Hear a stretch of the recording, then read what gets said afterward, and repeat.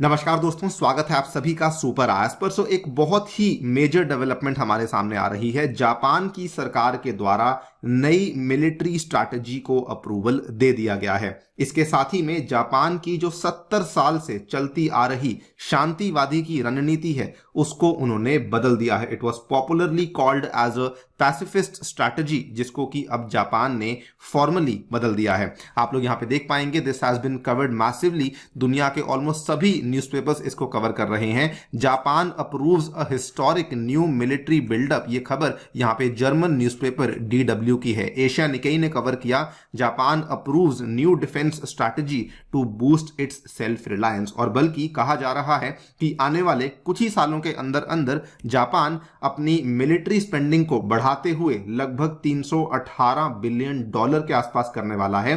Because area के अंदर जो जियोपॉलिटिकल टेंशंस हैं वो काफी ज्यादा बढ़ चुकी हैं। डिस्कस करेंगे जापान के इस नई स्ट्रैटेजी के बारे में, इस नई डिफेंस स्ट्रैटेजी के बारे में, क्यों उनके द्वारा ऐसा किया गया है उसको भी समझा जाएगा, और क्या क्या कंपोनेंट्स हैं जो कि जापान अब इस नए बजट में अपने लिए लेकर आया है उसको भी समझा जाएगा। आइए शुरू करते हैं दोस्तों मेरे साथ। मेरा नाम है अनिल। यदि आप लोग इस लेक्चर की PDF को डाउनलोड करना चाहते हैं तो यहां पर दिए गए टेलीग्राम चैनल के माध्यम से ऐसा कर सकते हैं।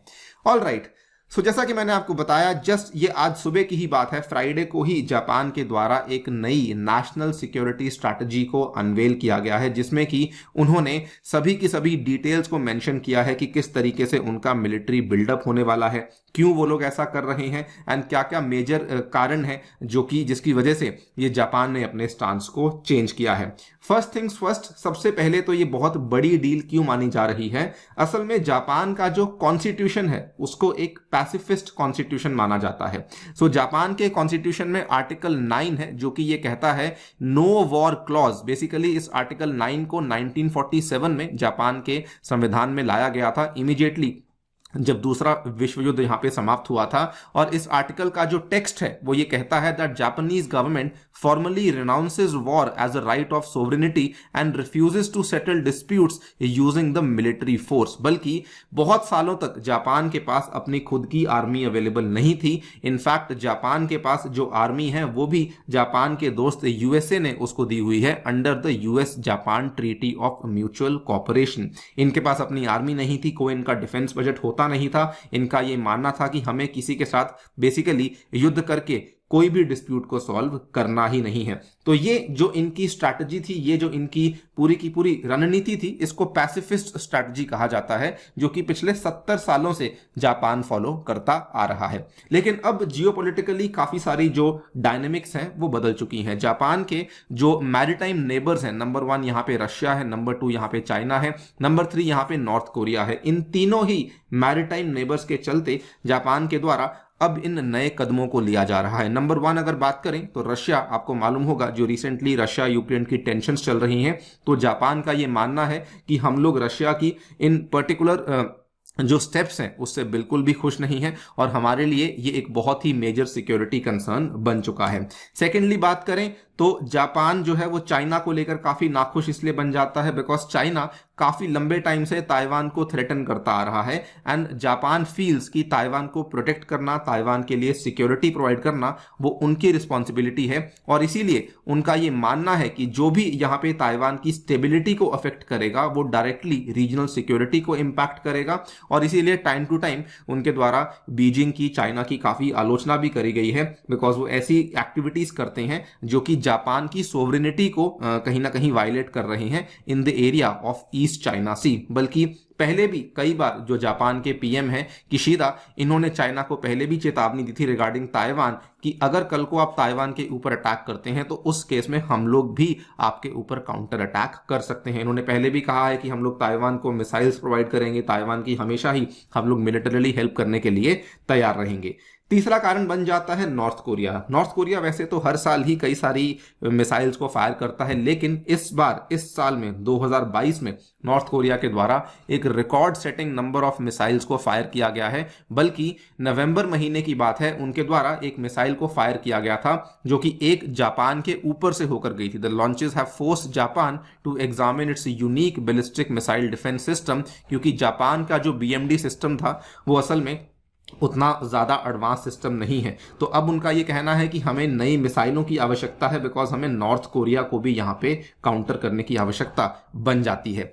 सो इन सभी चीज़ों के चलते जापान के द्वारा अपनी नई स्ट्रैटेजी को अनाउंस किया गया है और इस नई स्ट्रैटेजी में उन्होंने कुल मिला के 3 डॉक्यूमेंट्स को पेश किया है to the public. That is the national security strategy, national defence programme guidelines and the mid term defence programme.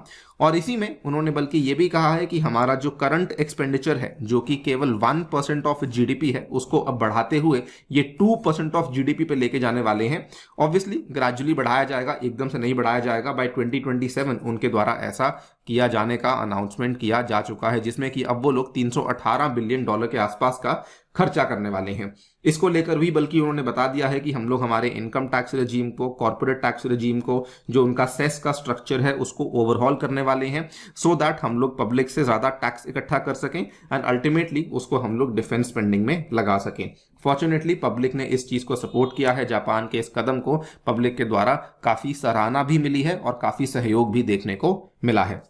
इस पूरी की पूरी स्ट्रैटेजी में 2 चीजें जो कि बहुत ज्यादा बड़े तरीके से सामने आती हैं। Number 1 thing is the counter strike capacity. So the most closely watched language will concern Japan's new counter strike capability. Counter strike capability आसान शब्दों में कहें तो बेसिकली ऐसी कैपेबिलिटी होती है that is the ability to strike other nations which में threaten Japan's safety. मतलब कि जापान के पास ऐसी मिसाइलें होना जो कि दूसरे देशों पे दागी जा सकती हैं, दूसरे देशों को अटैक करने के लिए इस्तेमाल करी जा सकती हैं। अभी क्या था, क्योंकि जापान का पैसिफिस्ट स्ट्रैटेजी था, शांतिवाद रणनीति था, तो जापान के पास जो मैक्सिमम मिसाइल थी जो कि सबसे दूर जा सकती थी वो केवल 100 किलोमीटर की थी। लेकिन अब जापान ने अनाउंस किया है कि वो कम से कम 1000 किलोमीटर दूर जाने वाली मिसाइलों को अक्वायर करने वाले हैं।